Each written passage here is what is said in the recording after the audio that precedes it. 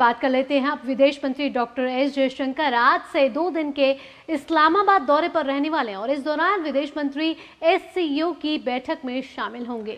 दरअसल आपको बता दें कि इस्लामाबाद पहुंचने के तुरंत बाद एस जयशंकर एससीओ सदस्य देशों के स्वागत के लिए पाकिस्तान के पीएम शहबाज शरीफ की मेजबानी में आयोजित स्वागत भोज में भी शामिल होंगे।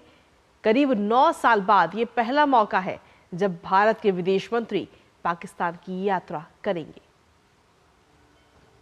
डॉक्टर एस जयशंकर आज से 2 दिन के इस्लामाबाद दौरे पे, जहां शंघाई शिखर सम्मेलन में विदेश मंत्री डॉक्टर एस जयशंकर शिरकत करेंगे।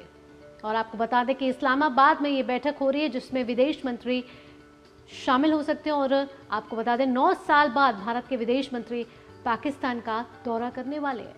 अक्षय डोंगरे जुड़ गए हमारे साथ ज्यादा जानकारी के साथ।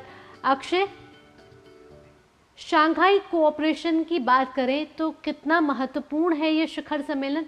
इसके इतर विदेश मंत्री इस्लामाबाद जा रहे हैं, क्या इसके मायने निकाले जा सकते हैं? देखिए, इसके मायने साफ तौर पे यही निकाले जा सकते हैं कि जब ग्लोबल इकोनॉमिक फोरम्स की बात होती है या फिर दुनिया की वैश्विक अर्थव्यवस्था के डेवलपमेंट की बात हो, उसकी ग्रोथ की बात हो, तो भारत कभी पीछे नहीं हटा है। चाहे वो दौरा, चाहे वो समिट पाकिस्तान में ही क्यों ना हो, चाहे वो भारत में हो या फिर दुनिया के किसी भी अन्य देश में हो, भारत उसी संजीदगी के साथ में वैश्विक अर्थव्यवस्था के डेवलपमेंट के लिए हर कदम उठाता रहेगा। और आपने बिल्कुल ठीक कहा, 9 साल बाद विदेश मंत्री पाकिस्तान के दौरे पर है। और एक काफी अहम बात मैं आपको बता दूं तो डॉक्टर एस जयशंकर 2015 में आखिरी बार जब पाकिस्तान के दौरे पर गए थे तब वे फॉरेन सेक्रेटरी थे, आज वे विदेश मंत्री खुद है। तो काफी कुछ बदला है इन 9 सालों में। और लेकिन एक चीज जो स्पष्ट है वो यही रहेगी कि भारत का कहीं ना कहीं जो स्टैंड रहा है वैश्विक अर्थव्यवस्था के लिए वो बरकरार है कि जो भी एफर्ट्स लगाने हो भारत की तरफ से, भारत हमेशा समर्थन में खड़ा है जब वैश्विक अर्थव्यवस्था की बात आती है।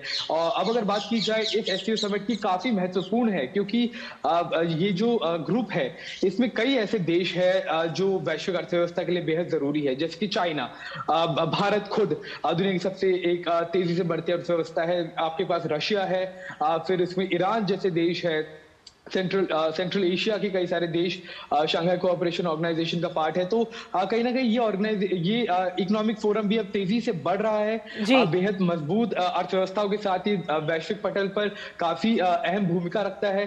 तो सब देशों की नजर रहने वाली है कि किस तरह के फैसले लिए जाएंगे, किस तरह की बातें की जाएगी। क्योंकि रशिया की बात की जाए तो यूक्रेन के साथ कॉन्फ्लिक्ट में एम्ब्रॉयड है, ईरान जो इसका सदस्य है एससीओ का, वो खुद उसका वहां टेंशन है इजराइल के साथ में, ईरान की। तो किस तरह से स्टेटमेंट्स इश्यू की जाती है और किस तरह से बातें की जाती है एससीओ में, क्या फैसले लिए जाएंगे, ये देखने वाली चीज है।